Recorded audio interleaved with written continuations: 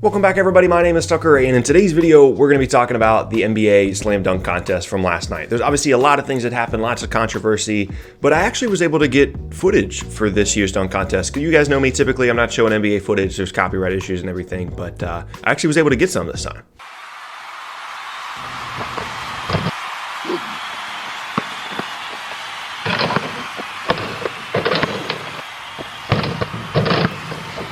Yeah, that was me. I could jump back in the day. That was on like an 8-foot goal and I was 12, but I could still dunk. I haven't dunked in like 2 years, actually, to be honest. I'm getting old.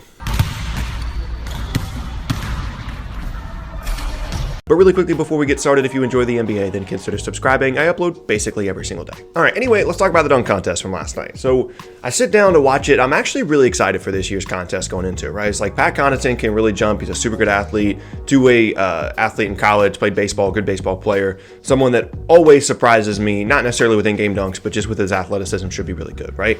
We got that sneaky athletic vibe. Then we've got Derrick Jones Jr., who is probably the best dunker in the league in-game because of his athleticism. He has the potential to just throw down some crazy stuff in games. And then Aaron Gordon, who we've seen with a really good performance multiple times in the dunk contest in the past. So I was excited going into it.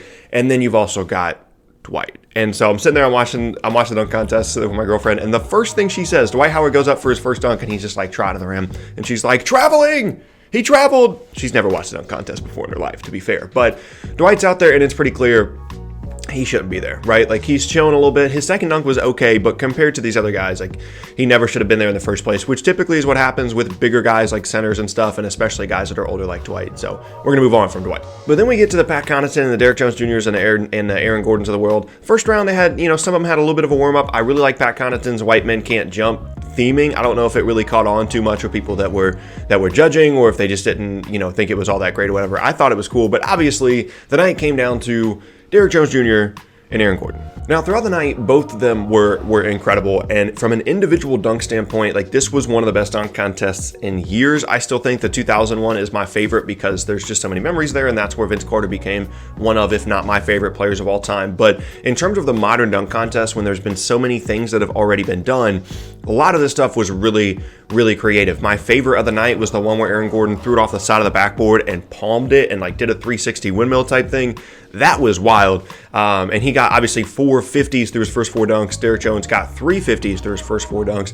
And then they went to a dunk off, and it became pretty clear pretty quickly that these guys, if they were getting multiple chances, like if they were going to get 2 opportunities to make their dunk, they were going to make it and they were going to get a 50. Like, there was no dunk that they had at that point that wasn't going to be a 50 until they ran out of ideas. So it was honestly a really awkward moment in the presentation and the production of the whole thing, because it became clear that it was a tie. They were both equally as good at the dunk contest in this particular setting. And so the announcers are like, judges, just walk away, just walk away. Meanwhile, there's another dunk attempt left in the dunk contest. Some of the judges are walking away. They're talking to D-Wade live, and he's like, yeah, it's over. But then they come back and they do another dunk. At one point, Aaron Gordon takes his shoes off.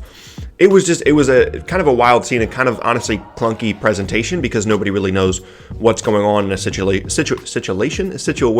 like this in terms of it being a tie. So they end up doing a last dunk, and in any other circumstance, the last 2 dunks in that round would have been 50s every single time. But I think they felt the need to judge a little bit harsher because they had to pick a winner, and if they didn't pick a winner from that round, then they would have just kept going and going and going, because I don't know what the protocol is, but it doesn't seem like there's any way that you can ever have a tie in the dunk contest. And so the first time up, Derrick Jones does another really cool dunk. He gets like a 48 or a 47, I don't remember the exact numbers. And then Aaron Gordon comes up and brings out Tacko Fall. And I'm sitting there, I'm like, if he actually dunks over Tacko Fall, there's no way he's losing. There's absolutely no way, especially considering that Derrick Jones didn't get a 50 on his previous dunk. So he goes up and he dunks over Tacko Fall. And you can talk about the different kinds of dunking over somebody. If he like vaulted off of somebody's back, or if he hit him a little bit or whatever. He dunked over a guy that's 7'6". If you want to make the argument of him vaulting over Chance the Rapper, that's fine, but you can't make that argument when it's Tacko Fall and he's 7'6". Okay, so that happens, and I honestly stopped paying attention to the scores. I'm like, okay, Aaron Gordon just won the dunk contest. There's no way. And whatever Derrick Jones got, they gave him 1 point less. so that Derrick Jones would win. And I'm telling you, in any other situation, both of those are 50s, but the judges were like, we have to pick a winner, and they talked about it. They're like, that first dunk was better than the second dunk. I don't know which dunk was better, and Aaron Gordon is mad now. Like, he's retired. He's like, I'm done. I've been robbed twice. I feel like I should have 2 trophies because he had the dunk contest thing, or the dunk off with Zach LaVine a couple years ago. And, like, at this point, it's hard for me to get upset about the judging part of it. Like, in general, yes, it's broken, but both of those guys deserve to win. Like, it's not like Derrick Jones Jr. didn't deserve to win the dunk contest. Like I said, both of those last 2 dunks are 50s in any other scenario other than this one.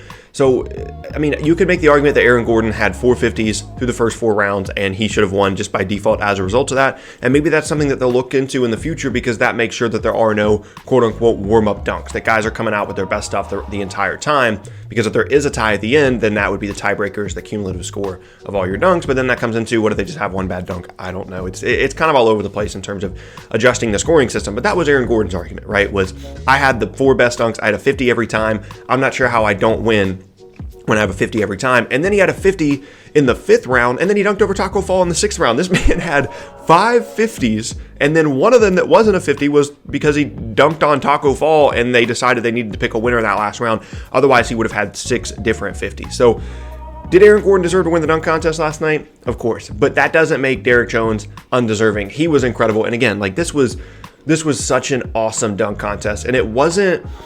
It went back to the dunks, right? Like, it wasn't so much about the theming and about, you know, all of the other stuff going on around the dunks. And sometimes it even, I would say, detracted from what was going on around the dunks. Like, when Aaron Gordon did the TikTok thing, like, it didn't really add to anything. He just went and did the dunk. Derrick Jones had the birthday cake thing, which was kind of cool. But for the most part, it was about the dunks. And that's the big takeaway here, is these guys were creative. They came up with different ways to dunk the ball, and they did it in a way that the focus was on them, and it was on what they were actually doing, not jumping over a car or putting on a cape or whatever.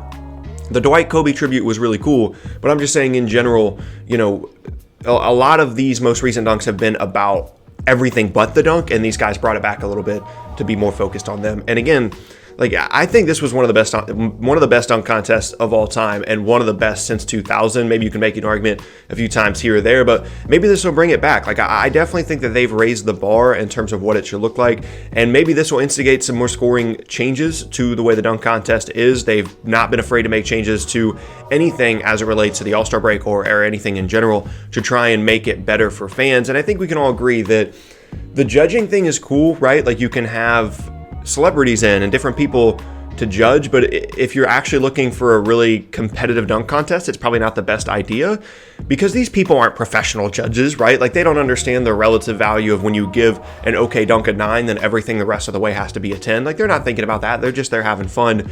So maybe you can just, because I think that is part of the environment for the dunk contest, is having the judges, and when there's a crazy dunk, they lose it and they put up 10s. Like, that's part of the environment. But maybe don't make that either the only scoring system or I don't know. Like, there has to be something else here, right?